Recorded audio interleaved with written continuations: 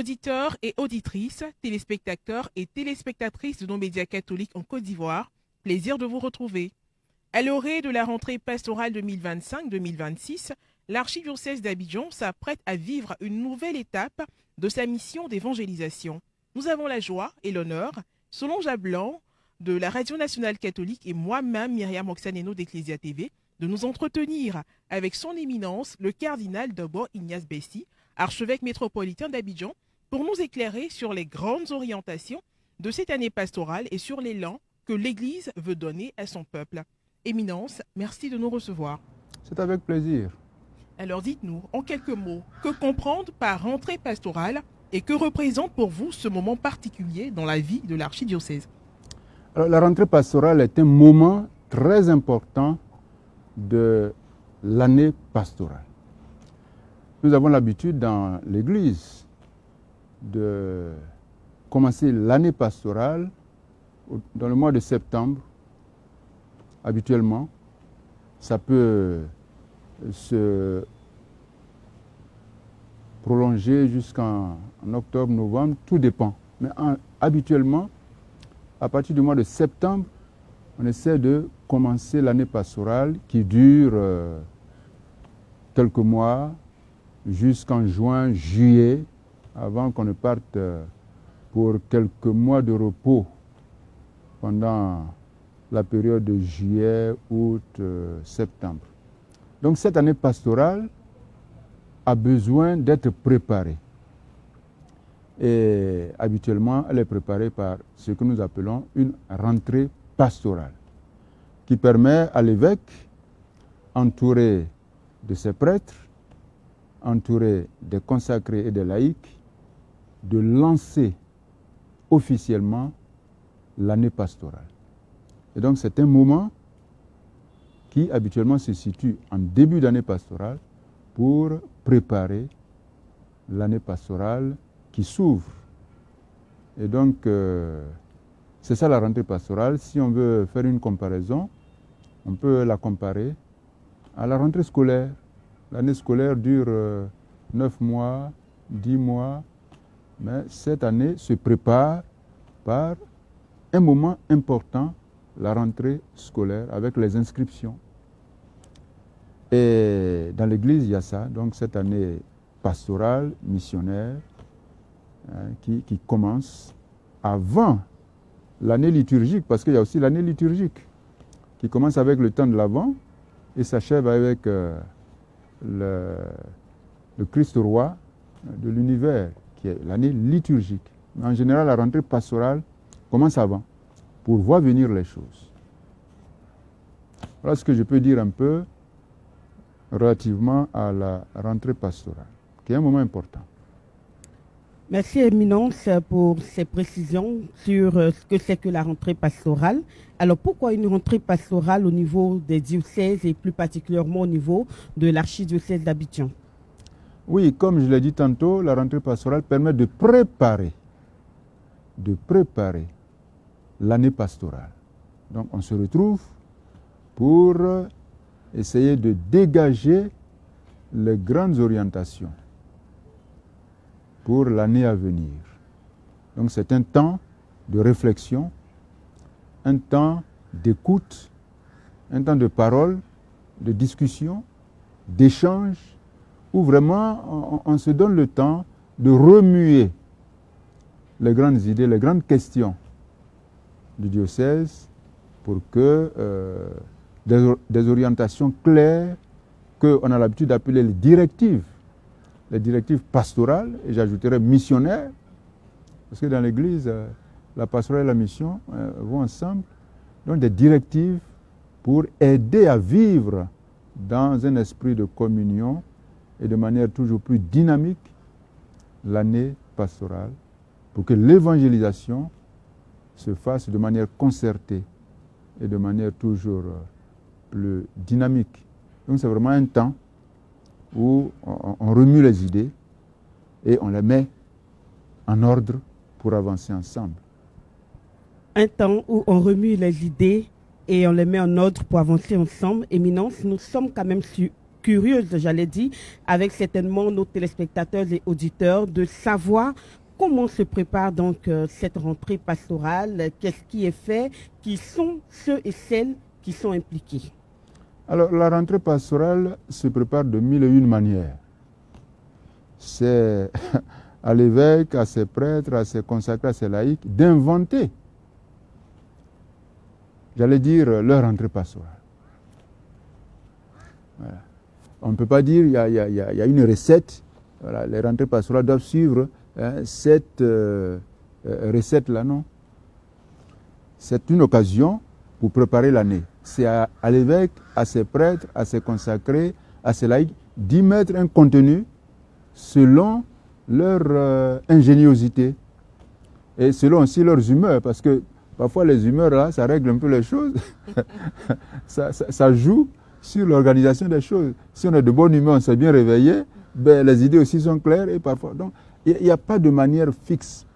Mais en général, il s'agit de donner de grandes orientations. Mais à l'évêque et à ses prêtres et à ses... J'oublie souvent les diacres, hein, mais les diacres en général, ils sont au séminaire, ils vont être donnés après. Mais ils font partie de la hiérarchie de l'Église. Il y a l'évêque, les prêtres, les diacres, les consacrés, les religieux et religieuses, et puis les laïcs. C'est à eux de donner un contenu à la rentrée pastorale et de l'organiser le mieux possible. Et parfois, l'organisation est liée au contexte dans lequel on est. Le contexte peut influencer la manière de préparer la rentrée pastorale. Donc, pour me résumer, il n'y a pas une recette. Hein. C'est à chacun d'y mettre ce qu'il veut par rapport à... Vous voyez, si vous voulez construire une maison, plus elle doit monter et plus les fondations doivent être profondes. L'année pastorale est une année importante. Si on veut qu'elle soit réussie, il faut donner des fondations solides. Et donc, selon l'orientation qu'on veut donner à l'année, la rentrée pastorale prend plus d'ampleur. Et on peut faire une rentrée pastorale en un jour. Bon, on aura les résultats aussi liés à cette journée. Mais on peut faire une rentrée pastorale de 2, 3, 4, 5 jours. On aura aussi les résultats liés à la durée de la rentrée pastorale, au temps qu'on se donne pour parler et écouter. Prêtres, laïcs, également diacres qui sont impliqués dans cette préparation de rentrée pastorale. Alors, quelle est la responsabilité de chacun d'entre eux au cours de cette session de rentrée pastorale? Alors, c'est important. Dans l'Église, chacun a sa place. Chacun a sa place. Souvent, les évêques veulent prendre la place des laïcs. Et les laïcs veulent prendre la place des évêques. Les prêtres veulent prendre la place de l'évêque. L'évêque veut prendre la place des prêtres. Chacun a sa place. Et votre question arrive à propos pour permettre de préciser cela. Dans l'Église, ce n'est pas l'anarchie. Mais ce n'est pas non plus la confiscation des responsabilités, au point que l'évêque pense qu'à lui tout seul, il peut tout faire. Et que les prêtres pensent qu'à eux tout seuls, ils peuvent tout faire, ils n'ont pas besoin de laïcs. Et puis les laïcs disent, mais on sait mieux faire que les prêtres. Non. Chacun a sa place. Mais nous devons tout faire en communion. Et donc, pour une rentrée pastorale, en général, il y a, j'allais dire, la vision. La vision. Où on veut aller. Ce n'est pas tout le monde qui dit où on veut aller. Hein. Si dans un village, tout le monde sait où on veut aller, mais parfois on ne va nulle part. Il faut qu'il y en ait un qui dise voilà où on veut aller. Qui donne donc la direction. La direction. C'est-à-dire le chemin. Et ça, c'est l'évêque. Dans l'église diocésaine, c'est l'évêque qui donne la direction. Donc, dans la rentrée pastorale, la responsabilité de l'évêque, c'est de dire voilà où on doit aller. Même s'il est aveugle, bon, c'est lui qui sait où on doit aller. Parce qu'il y a des aveugles qui sont là, mais ils voient. Hein. Très bien. Donc, l'évêque, il dit on va ici. Maintenant, il ne peut pas y aller tout seul. Les yeux ont besoin des pieds, ont besoin des mains pour marcher. Et donc, il y a l'évêque, il y a les prêtres. Et l'évêque distribue les rôles, les responsabilités, conformément à l'état de vie des uns et des autres. Il y a les responsabilités qui relèvent des prêtres, et puis il y a d'autres responsabilités qui relèvent des laïcs. Voilà. Donc, dans une rentrée pastorale, il y a des interventions que les prêtres font par rapport à leur formation. Il y a des interventions que les laïcs aussi font par rapport à leur formation. Chacun a un rôle à jouer et la rentrée pastorale à venir tient compte de cette diversité des membres de l'Église, voilà, selon leur état de vie, selon leur charisme. Des rôles sont distribués de telle sorte que tous participent à cette rentrée pastorale pour que l'année pastorale soit mieux vécue et en communion. Et donc, à l'orée de cette nouvelle année pastorale, Éminence, quels sont les grands axes, j'allais dire, les priorités que vous souhaitez partager avec le peuple de Dieu de l'archidiocèse d'Abidjan, également avec les clercs? En fait, les priorités que je veux partager avec le peuple de Dieu, c'est le peuple de Dieu qui m'a communiqué ces priorités. Vous savez, si vous avez la mémoire, et je sais que vous l'avez, les évêques au sein de la conférence, les années 2017, les évêques ont mené une consultation auprès de la population catholique. Et il est ressorti de cette consultation que les gens désirent une église au sein de laquelle se vit la communion en vue de l'autonomie au service de tous. Mais ça, c'est parti de la base. Ce sont les chrétiens consultés. Chrétiens, ça veut dire quoi? Les évêques, les prêtres, les diacres, les consacrés, les laïcs, qui ont été consultés et qui ont fait remonter leurs attentes. Et c'est par rapport à cette attente que la conférence a dégagé sa vision d'une église communion autonome au service de tous.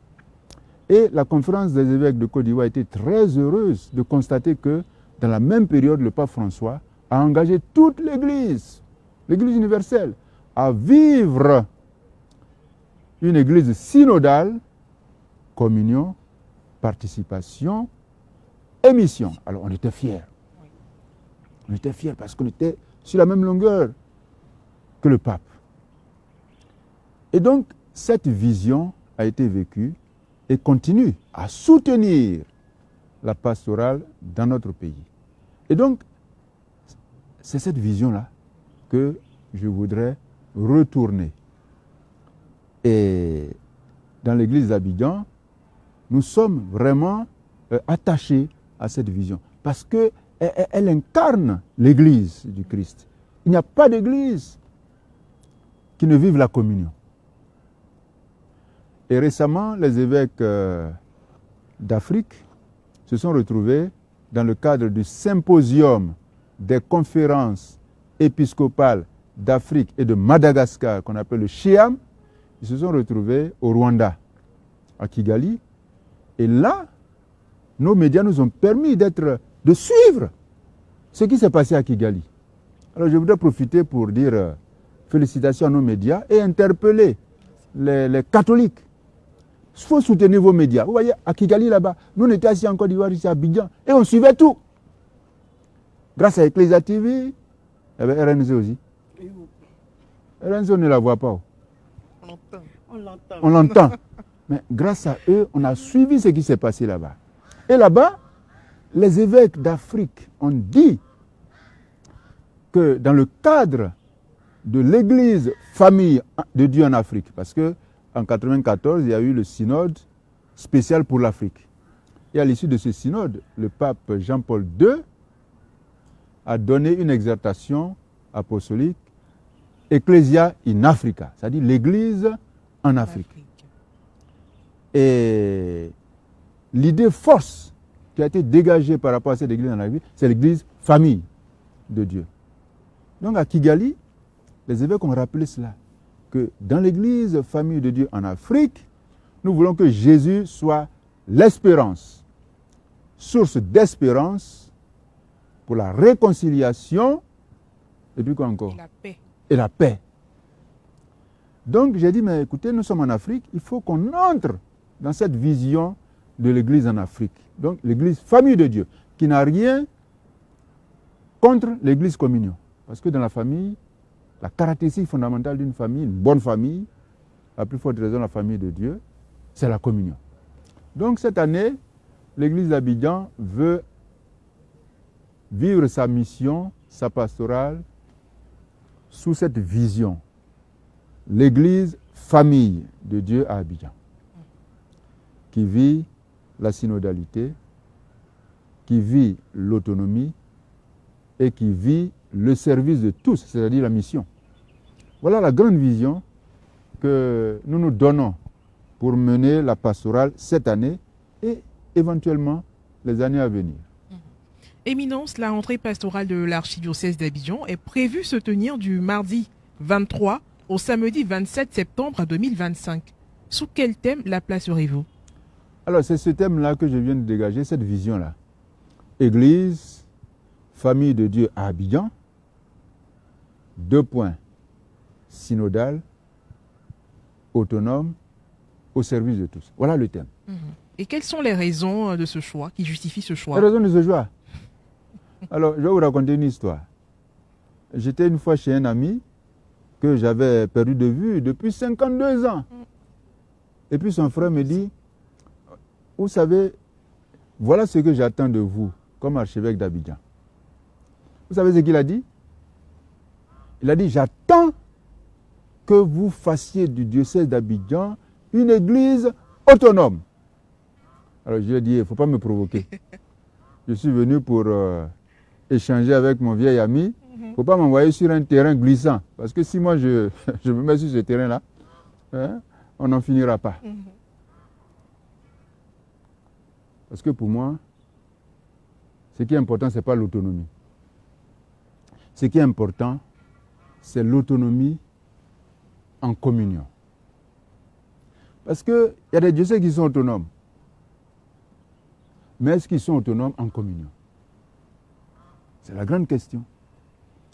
Et donc l'église d'Abidjan que je vois, c'est une église qui vit la communion. Et c'est dans la mesure où il y a la communion que l'autonomie arrive aisément. C'est fondamental. Et un chrétien ne peut pas imaginer une autonomie en dehors de la communion. Sinon, ce n'est pas un chrétien. Jésus-Christ, vous voyez, dans l'évangile de Marc, quand Jésus choisit les apôtres, ce n'est pas d'abord pour les envoyer en mission. Il dit qu'il les choisit pour d'abord ses compagnons. Donc la vie en communion d'abord. Et puis après, on peut aller évangéliser. Donc c'est fondamental en Jésus-Christ. Un chrétien isolé, ce n'est pas un chrétien. Un chrétien en communion. Même les moines qui sont dans leur monastère, coupés du monde, apparemment, mais ils sont en communion avec les autres chrétiens. Et donc pour moi, l'autonomie, c'est fondamental, mais l'autonomie en communion pour le service de tous, pour être plus dynamique dans l'annonce de l'Évangile. Éminence, dites-nous, comment se fait le choix de ce thème, d'un thème de rentrée d'année pastorale en général? Est-ce qu'il y a des consultations? Est-ce que ce thème-là répond à un besoin? Dites-nous. Oui, alors, est-ce qu'il y a des consultations? Logiquement, ça devrait se faire ainsi. Mais parfois, les évêques sont tellement pressés, comme nous autres, qu'on n'a pas le temps de consulter les gens. Or, si vous ne consultez pas les gens et que vous dégagez un thème, bon, c'est votre vision, mais les gens peuvent traîner les pas. L'idéal est toujours qu'on écoute. Qu'on écoute. Mais parfois, l'écoute peut se faire à travers les circonstances. C'est ce que je vous ai expliqué tout à l'heure. En 2017, il y a eu cette consultation. Et pour moi, cette consultation demeure valable. Parce qu'en 2017, on n'a pas fini d'épuiser ce thème-là. Sinon, dans la logique, pour que les choses soient efficaces, il faut de la consultation. Écoutez avant de parler, comme dit l'apôtre Jacques. Soyez prompt à écouter et lent à parler. Or, tel que les choses se passent, parfois, on est, on est prompt à parler, lent à écouter. Et on dégage des thèmes qui ne disent rien aux gens. Qui ne disent rien aux gens. Donc, logiquement, un évêque, il vit avec ses prêtres, il vit avec les consacrés, les laïcs. Il faut qu'il ait les oreilles tendues. Le pape François, dans le cadre du synode sur la synodalité, il faisait ça. Voilà. Avoir l'oreille tendue pour écouter les aspirations du peuple et puis traduire cela dans une vision pour qu'ensemble on marche pour atteindre ces objectifs.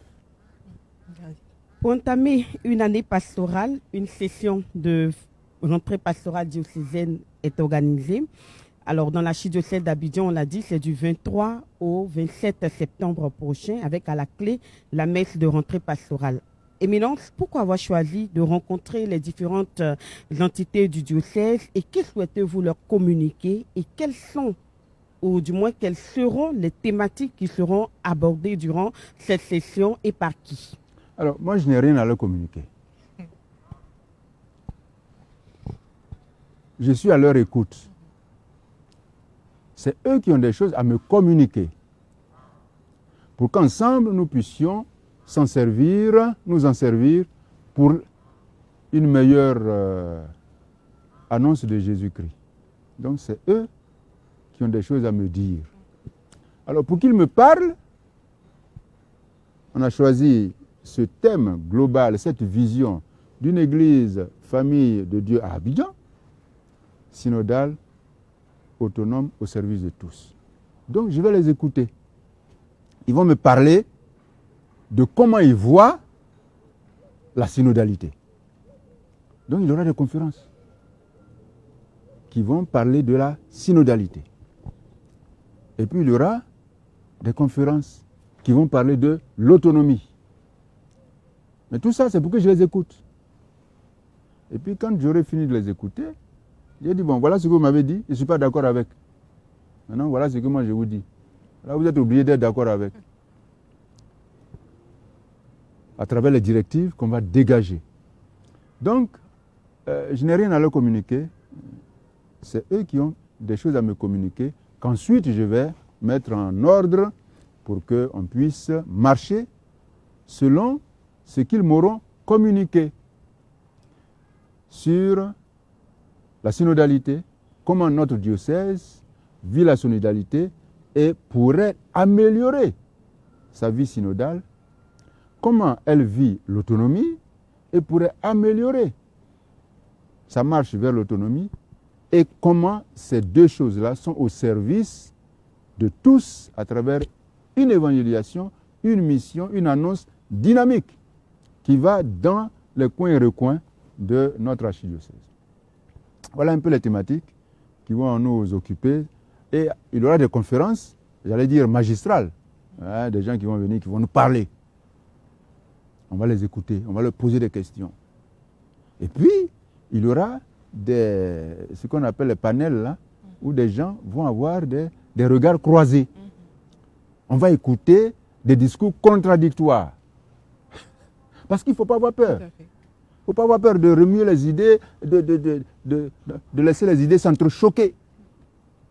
La dialectique. Souvent, on veut une pensée monocorde, où tout le monde pense la même chose. Ce n'est pas enrichissant. Il faut des regards croisés. Il y en a qui parlent, ils disent telle chose. Un autre dit comme ça. Et puis, à la fin, on trouve un moyen terme pour marcher ensemble. Pour avoir peur de contradictions, hein, des idées, des oppositions. Non. La vie n'est pas faite de choses rectilignes. Est-ce que ces différents conférenciers proviennent de l'archidiocèse d'Abidjan ou ce sont des experts d'autres domaines qui seront conviés à ces différentes conférences? Abidjan a de l'expertise à revendre. Cette année, votre question est vraiment bienvenue. Cette année, on reste entre nous. Parce qu'on a de l'expertise à revendre. Mais je crois qu'à l'avenir, il ne faut pas avoir peur de remuer les idées dans tous les sens pour que d'autres diocèses viennent nous enrichir. Voilà, je pense que c'est très important. Voilà, pour avoir l'expérience des autres.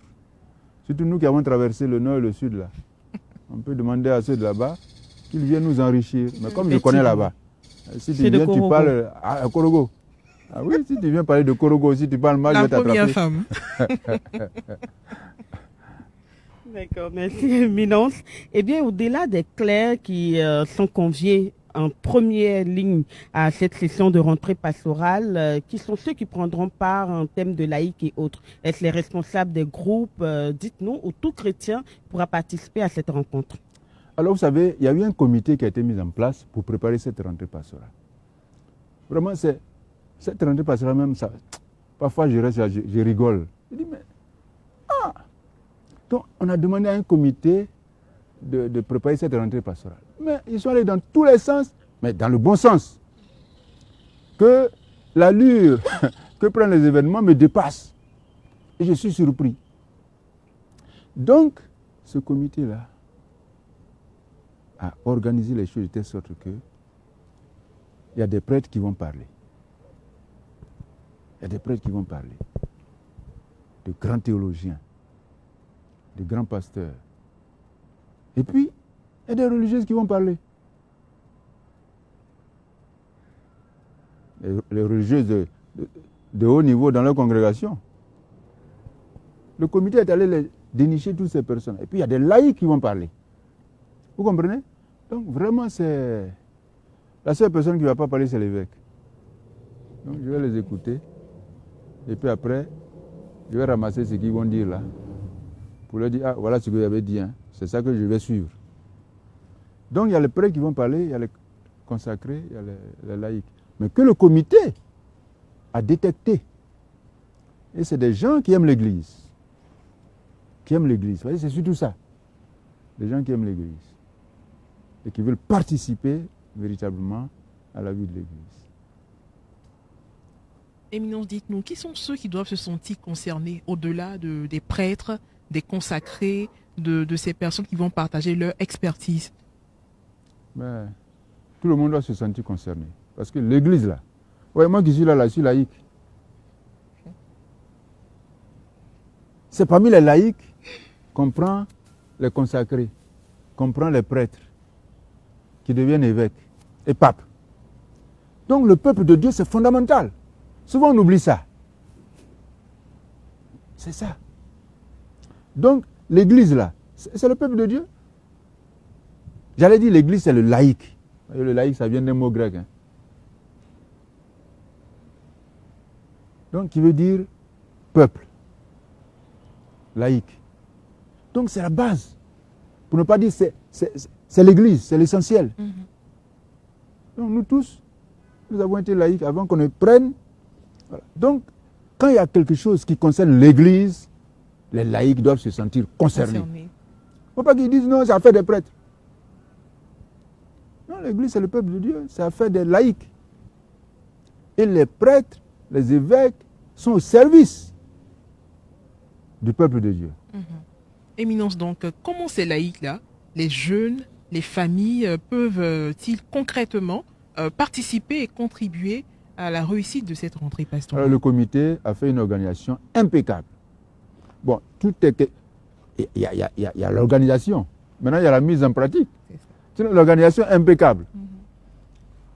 Ils ont vu les différentes délégations qui doivent venir des paroisses. Les conseillers pastoraux, les conseillers pour les affaires économiques doivent être là. Il ne faut pas qu'on rassemble les laïcs de partout et puis les conseillers ne sont pas là. C'est eux qui sont les délégués des laïcs qui sont auprès des prêtres pour travailler avec les prêtres. Donc les conseillers doivent être là. Et puis bien sûr, logiquement, un conseil bien organisé a en son sein les différents corps constitués sur une paroisse. Il y a les mouvements, il y a les CEB, il y a les mouvements de jeunes, il y a les mouvements d'enfants et tout ça. Souvent dans nos conseils là, on ne voit pas les représentants des enfants. Mais non, s'il y a les CVAV, leur responsable doit être au conseil. Pour que le conseil puisse savoir ce que vit ce mouvement d'enfants. Il ne faut pas envoyer un grand pour venir représenter les enfants au conseil. Les CVAV même doivent venir. Les scouts, etc. Donc, on suppose que les conseils, c'est la représentation de ces différents corps constitués. Donc, ils doivent être là, à cette rentrée pastorale. Et puis, bien évidemment, les hommes, les femmes, donc ils représentent les chrétiens de leur paroisse. Ils doivent être à cette rentrée pastorale. Et puis ceux qui sont en dehors du conseil, parce qu'on attend 50 personnes par paroisse. 50 personnes, les conseillers, les non-conseillers, les paroisses verront comment s'organiser pour que vraiment il y ait une représentativité à cette rentrée pastorale, pour que chacun vienne parler et écouter. Éminence, vous l'avez dit, le comité a fait un bon travail. Nous avons pu nous rendre compte que pour cette année, cette rentrée pastorale, un formulaire à renseigner a été mis à disposition pour les diocésains. Il est disponible déjà en version numérique sur le site internet de l'archidiocèse d'Abidjan. Quel est le but de ce formulaire? Alors, le but de ce formulaire, c'est d'abord qu'on sache ceux qui viennent. Mais au-delà de cela, que déjà on puisse avoir les préoccupations de ceux qui viennent à cette rentrée pastorale et en tenir compte. Parce que ça permet déjà de poser des questions, ça permet de donner des avis et ce sera hautement enrichissant que les gens puissent remplir, dire voilà, moi je suis un tel, je suis telle paroisse, voilà, mon curé, il a un bon conseil, il nous écoute, parfois il ne nous écoute pas. Et nous, une fois qu'on a ça, on sait comment orienter le discours. On sait sur quoi insister. Ça permet de participer longtemps à l'avance. Oui, la rentrée pastorale a commencé. Hein? On la prépare, mais elle a déjà commencé. À travers ce formulaire qui va te renseigner à partir du 10, ou bien déjà même ça a commencé à être renseigné. Et ça nous permet de ressentir ce que les gens ressentent. Et de nous préparer à répondre à certaines préoccupations ou à insister sur tel ou tel aspect. Éminence, est-il possible de connaître le nombre des diocésains et des prêtres de l'archidiocèse d'Abidjan? C'est difficile, hein? Le nombre de prêtres, ça va encore. Et même là, le nombre de prêtres, parce qu'à Abidjan, ça circule. Il y a des...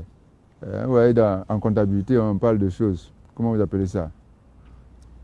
Ceux qui vendent les boutiques, là. Il y a le stock initial, il y a le stock final, et puis il y a ce qui circule. Alors, à Abidjan, il y a l'initial, il y a final, et puis il y a beaucoup qui circulent, qui viennent, qui vont.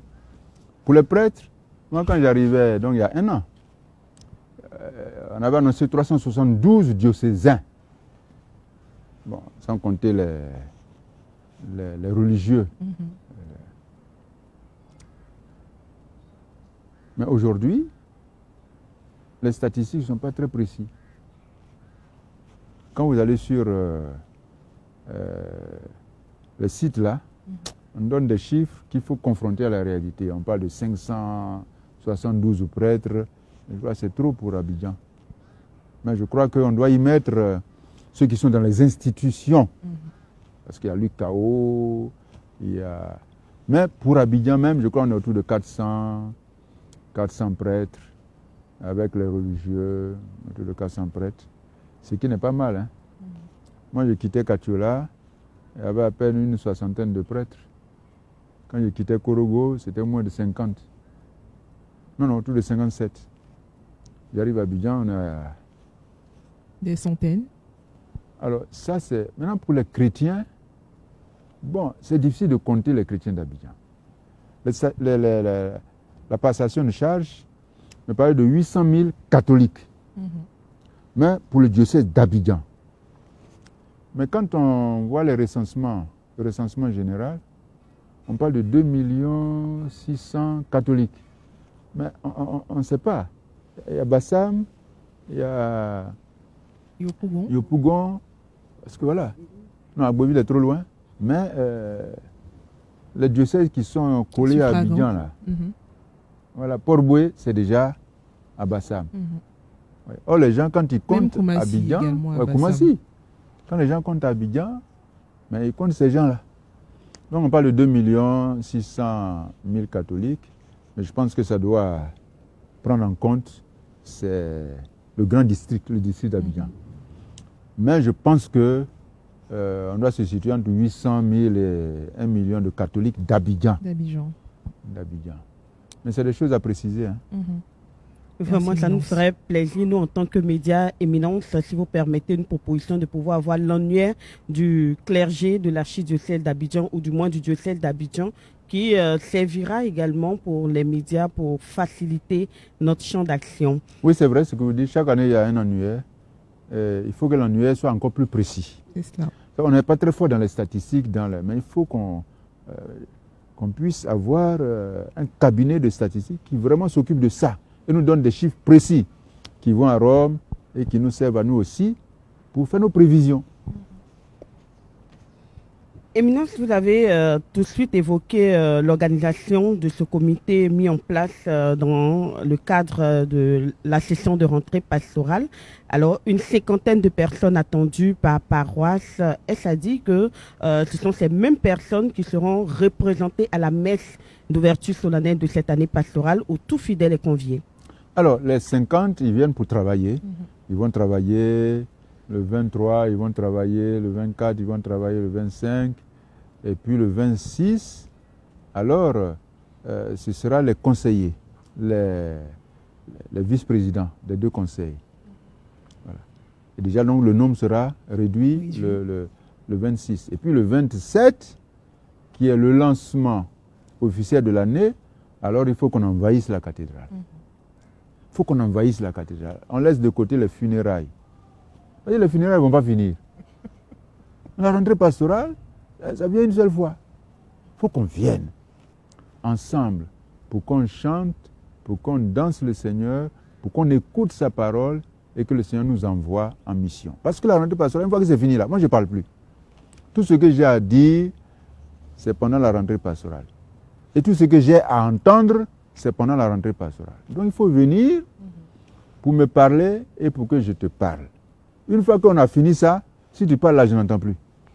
Donc les gens qui ne viendront pas à la rentrée pastorale, tant pis pour eux. Il faut qu'ils viennent à la messe de lancement là, qui est prévue pour le samedi 27, où tous les autres chrétiens seront là, qu'on puisse écouter la parole de Dieu, écouter aussi, s'écouter mutuellement et entendre l'envoi de tout le diocèse en mission, pour que pendant toute l'année, on puisse mettre en œuvre ce qu'on aura entendu. Parce que ce qu'on aura entendu pendant la rentrée pastorale, c'est ça qu'on va faire. Il ne faut pas aller faire autre chose. Donc il faut venir entendre. Pour aller mettre en œuvre et qu'on soit en communion pendant toute l'année. Autour de cette grande question, l'Église, famille de Dieu à Abidjan, synodale, autonome, au service de tous. Quand on sort de là, on s'en va tous, c'est pour être l'Église, famille de Dieu. C'est pour être synodale. Au sein de cette Église-là, les conseillers ont leur place. Les CEB ont leur place. Les consacrés ont leur place. Chacun a sa place. Quand on sort de là, on s'en va vivre ça. On s'en va chercher ensemble les voies et moyens d'une autonomie solidaire où on n'est pas seul à courir derrière l'argent. Il ne faut pas courir derrière l'argent. Mais on rassemble l'argent que le Seigneur nous donne pour que la mission soit efficace. Pour que dans la communauté des catholiques et des croyants, il n'y ait pas des gens qui soient mendiants. Mais que, comme dit les Actes des Apôtres, que personne ne soit dans le besoin. Ensemble, on s'en va travailler sur ça, autonomie, et mettre ça en œuvre pour que nos églises soient des lieux où le pauvre a sa place, le pauvre est pris en charge et on partage et on est heureux ensemble. Et puis, on s'en va vivre la mission, l'évangélisation, le service de tous en annonçant Jésus-Christ à tous. Quand on sort de là, on s'en va vivre ça. Donc, il faut venir. Donc, le 27, là, on attend tout le monde. Il y a beaucoup de place. À la cathédrale, là-bas. Il y a beaucoup de place. Donc, venez pour qu'ensemble, on vive cet événement dans la foi et dans la ferveur. Éminence, il nous est donné de constater en tant que média, après la session de rentrée pastorale, la messe solennelle d'ouverture qui est faite en présence de l'ordinaire du lieu, il y a aussi des rentrées pastorales sur nos différentes paroisses. Est-ce que cette année, ça sera pareil dans l'archidiocèse d'Abidjan? Oui. Il y a de bonnes traditions qui doivent se perpétuer. Et donc, après le lancement officiel au niveau diocésain, chaque paroisse, je crois que c'est le 5 octobre, les rentrées pastorales se feront dans toutes les paroisses du diocèse, le 5 octobre. Sauf pour une raison ou pour une autre. On peut modifier, mais ce sera vraiment par paroisse. Vous voyez, à l'occasion de la rentrée pastorale, nous allons dégager ensemble le plan stratégique qui est en confection. Autour de ce plan, nous allons travailler toute l'année. Mais chaque paroisse doit se saisir de ce plan pour que, après sa rentrée pastorale, elle puisse mettre des activités qui sont propres à sa paroisse, mais en lien avec la vision commune, en lien avec le plan stratégique du diocèse, continuer la mission après le lancement officiel en octobre. Voilà. Éminence, lors de vos interventions, vous évoquez plusieurs points, entre autres. On entend très souvent le mot péréquation. Nous pensons que vous avez déjà bien entamé les choses. C'est le lieu encore de rappeler à ceux qui ont déjà entendu parler ou ceux qui ne savent pas ce que c'est que la péréquation. Oui, la péréquation, il y a un mot qui est fondamental dedans. C'est équation. C'est-à-dire égalité. C'est-à-dire égalité. Et l'apôtre Paul, dans la deuxième aux Corinthiens, au chapitre 8 jusqu'au chapitre 9, il parle de ça. Il organise une collecte à envoyer aux chrétiens qui sont à Jérusalem, qui sont plus pauvres que ceux qui sont répandus dans le monde gréco-romain. Et il dit, ce n'est pas pour spolier quelqu'un, pour enrichir un autre, mais c'est pour établir l'égalité. C'est ça la péréquation. Mais ce n'est pas nous qui l'inventons. Quand vous voyez dans la société, les instituteurs qui ont le même diplôme, mais ils ont même salaire, ils ont le même traitement. Pourquoi dans l'église ça va être différent? C'est nous qui devons donner l'exemple. C'est pour cela que l'église redécouvre l'importance d'établir l'égalité autour de la rémunération des prêtres. Les prêtres, quel que soit le lieu où ils travaillent, ils doivent avoir la même rémunération. Restant sauf le fait que, selon telle ou telle responsabilité, ils puissent avoir une sorte de prime, ou je ne sais pas. Mais la base doit être la même, identique. Donc on doit y travailler. C'est ce que signifie ce mot rebarbatif là, de péréquation, c'est-à-dire établir l'équité, l'égalité dans la rémunération des prêtres. À côté de ce mot, il y a également un autre qui n'est pas nouveau dans l'Église, synodalité. Pourquoi ce thème est si cher? Au pape François, mais au pape Paul VI, qui a instauré le synode des évêques pour que le pape puisse gérer l'Église universelle dans un esprit de synodalité. Ce mot est cher parce que c'est l'Église qui est comme ça. L'Église, c'est le peuple de Dieu en marche. C'est ce que signifie synodalité.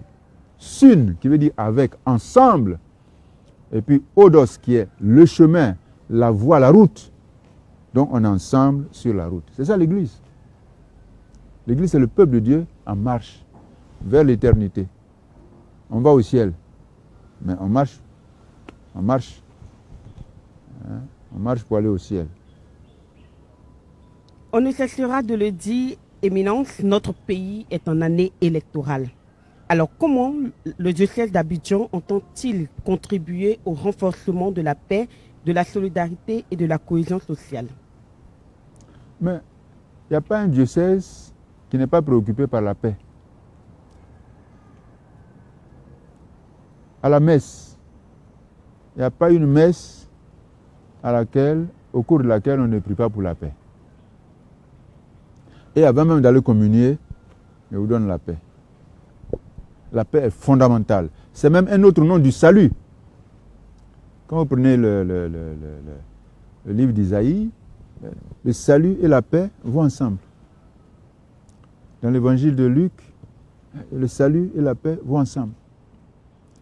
Et à la messe, dans les prières qu'on dit là, les oraisons, parfois, le salut et la paix vont ensemble. Parce qu'il n'y a pas de salut que Dieu nous donne sans la paix. Mais la paix de Dieu, ce n'est pas d'abord le fait qu'on est tranquille, il n'y a pas d'armes qui résonnent. Non, c'est plus que ça.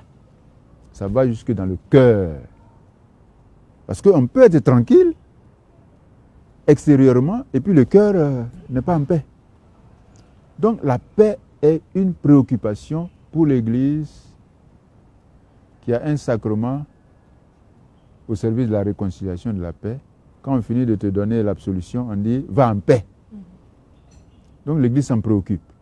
Et l'Église est dans une société qui a connu des situations de crise et qui connaît des situations de crise. Et l'Église travaille pour la paix, déjà par la prière. La conférence a donné une prière que nous devons réciter à la fin de la messe ou bien à la fin de la prière universelle pour dire au Seigneur, donne-nous ta paix. Pour que chacun sache que la paix passe par la recherche de la justice, de l'amour, de la vérité. Et les élections sont fondamentales. Le diocèse d'Abidjan travaille à travers ces structures justice et paix. Il y a une chaîne de prière qui est organisée pour des élections paisibles, apaisées, justes, transparentes. C'est la contribution de l'Église, la prière. Et puis bon, de temps en temps on parle un peu pour aider, parce que la parole aussi construit. C'est ce que j'ai pu dire pour le moment. Merci, Éminence. Myriam, si tu permets. Éminence, nous entrons dans une nouvelle année, on l'a dit, l'année pastorale 2025-2026 au niveau de l'archidiocèse d'Abidjan qui démarre déjà avec la session de rentrée pastorale du 23 au 27. Alors, quelles seront les grandes articulations durant l'année en termes de programmes, d'activités spécifiques? Si vous pouvez nous énumérer quelques-unes. Alors, on va ensemble voir un peu qu'est-ce qu'on va faire. C'est ce que j'ai appelé le plan d'action. Le plan d'action stratégique. Autour des grands axes, il y a la synodalité, bon, la famille de Dieu, mais il y a la synodalité, c'est un axe. Il y a l'autonomie, et puis il y a le service de tous. Donc ces trois grands axes-là auront chacun deux objectifs spécifiques. Mais ça, là, moi, je ne peux pas le dire. C'est ensemble, là, quand on sera là-bas, avec ce qu'on va raconter, ce qu'on va échanger, tout ça, à la fin, on va dire, bon, voilà ce qu'on va faire. Donc, à l'issue de la rentrée pastorale, là, on saura les différents axes, les différents objectifs, et puis voilà, le chronogramme. Mais une fois qu'on aura adopté le chronogramme, alors on ne réfléchit plus. C'est ce qu'on appelle plan stratégique. Parce que ça vient, stratès, hein, stratiotes, c'est le soldat. Donc le plan stratégique, c'est le plan pour les soldats. Quand on a fait ça, on dit, on va ici. Il ne faut pas dire, non, attends un peu d'abord, non. Quand on dit, on va là, on s'en va. Et puis on dit, plan stratégique. C'est militaire. Donc on va adopter ensemble les différentes actions à mener et puis mettre ça dans le temps et puis on va évaluer. Et si on n'a pas réalisé ça là, on est dessus. On ne fera pas autre chose. Éminence, c'est déjà la fin de notre entretien. Quel message souhaitez-vous adresser aux différentes entités de votre archidiocèse, c'est-à-dire les prêtres, les religieux, les religieuses et les fidèles laïcs? Soyons une église famille. Soyons une église famille au sein de laquelle se vit la synodalité.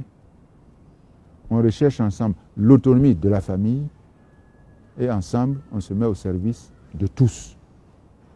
Voilà ce que je voudrais partager comme message, que nous soyons dans notre diocèse d'Abidjan une église famille. Merci Éminence pour vos paroles de pasteur et de guide qui nous rappellent que la mission de l'église est une marche commune, portée par l'espérance et la foi.